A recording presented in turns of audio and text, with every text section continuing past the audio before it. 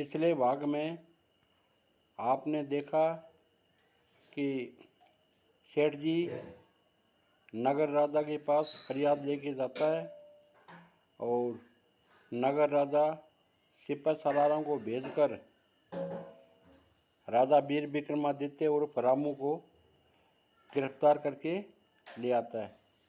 उसके बाद भाग 4 में राजा ने उसको कहा, भाई तू यदि सेठ जी का हार चुरा के लाया है तो ये हार उसको वापस दे दो। तो रामू ने कहा कि भाई राजा साहब, मैंने कोई इसका हार नहीं चुराया, हार जरूर खूंटी के टंगा हुआ था लेकिन मैंने इसका हार नहीं चुराया। तो नगर राजा ने कहा कि तुम झूठ बोल रहे हो, सरासर झूठ बोल रहे हो, यदि हार वहाँ पर था तो तुम्हारे बिना कोई नहीं लाया।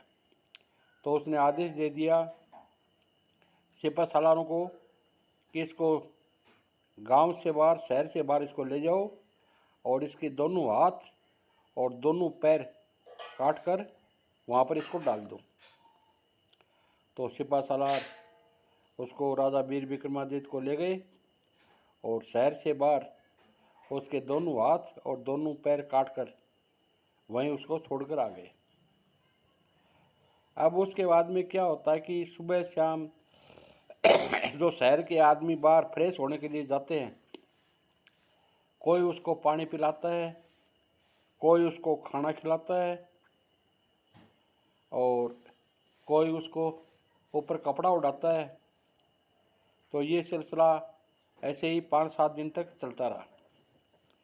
तो उसी शहर में एक तेली और तेलण दोनों रहते थे। वो नाबालिग थे, उनके कोई औलाद नहीं थी।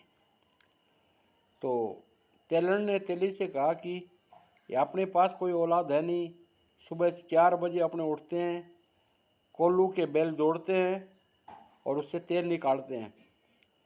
तो राजा साहब के पास जाके उसको ये कहते हैं कि भाई राजा साहब, ये जो आपने उसको चौरंगिया करके हाथ पैर काट के उसको बाहर फेंक दिया है, आप कहें तो उसको हम ले आए और हमारे बैल के ऊपर उसको बांध दें तो वो टच पटच वो करता रहे और हमारा तेल निकलता रहे।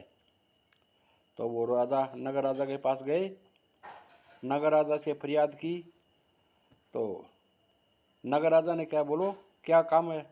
तो उसने कहा, महाराज हमारे कोई औलाद तो है नहीं और आपने उस रामू को हाथ पैर काट के जो शहर के बाहर फिकवा रखा है, आप कहे तो हम उसको ले आएँ और हमारे बैल के ऊपर उसको बांध दें तो हमारा काम भी चलता रहे और उसको भी हम खाना पानी खिलाते रहेंगे।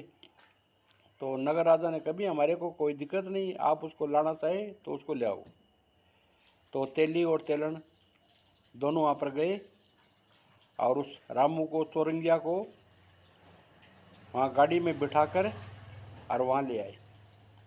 सुबह जब 4 बजते हैं तो रामू को बैल के पीठ के ऊपर उसको बांध देते हैं रस्सों से और वो टस टस करके बैलों को हाँक देता है।